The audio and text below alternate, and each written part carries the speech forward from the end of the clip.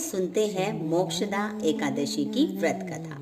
प्राचीन गोकुल नगर में वैशाखनस नाम का राजा धर्मात्मा और भक्त था। उसने रात्रि को स्वप्न में अपने पूज्य पिता को नर्क भोगते हुए देखा। प्रातःकाल ज्योतिषी वेद पाठी ब्राह्मणों से पूछने लगा कि मेरे पिता का उद्धार कैसे होगा। ब्राह्मण बोले, यहाँ समीप ही पर्वत ऋषि का आश्रम है। उनकी शरणागत से आपके पिता शीघ्र ही स्वर्ग को चले जाएंगे। राजा पर्वत ऋषि की शरण में गया और दंडवत करके कहने लगा, मुझे रात्रि को स्वप्न में पिता का दर्शन हुआ। वह बेचारे यमदूतों के हाथों से दंड पा रहे थे। अतः आप अपने योग बल से बताइए कि उनकी मुक्ति किस साधन से शीघ्र होगी। मुनि ने विचार कर कहा कि धर्म कर्म सब देरी से फल देने वाले हैं।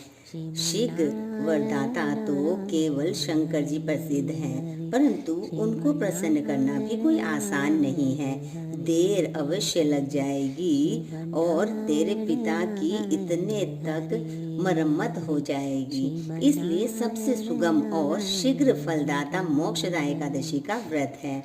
उसे विधि संयुक्त परिवार सहित करके पिता का संकल्प कर दो, निश्चय ही उनकी मुक्ति होगी। राजा ने कुटुंब सहित मोक्षदा एकादशी का व्रत करके फल पिता के अर्पण कर दिया। इसके प्रभाव से वह स्वर्ग को चल गए और जाते हुए पुत्र से बोले, मैं परधाम को जा रहा हूँ। श्रद्धा भक्ति से जो मोक्षदा एकादशी का महात्म्य सुनता है, उसे इस यज्ञ का फल अवश्य मिलता है। इसीलिए मोक्षदा एकादशी का व्रत हमें अवश्य करना चाहिए। मोक्षदा एकादशी का व्रत पितृ मोक्षार्थ के लिए किया जाता है और अत्यधिक भक्ति से इसको करना चाहिए, मन से इसको करना चाहिए। और आज के दिन तुलसी दल का प्रसाद जरूर कृष्णा को लगाना चाहिए।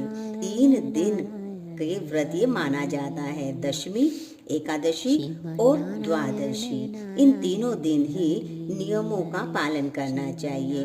दशमी के दिन कांसे के बर्तन में भोजन नहीं करना चाहिए, शुद्ध शाकाहारी भोजन करना चाहिए।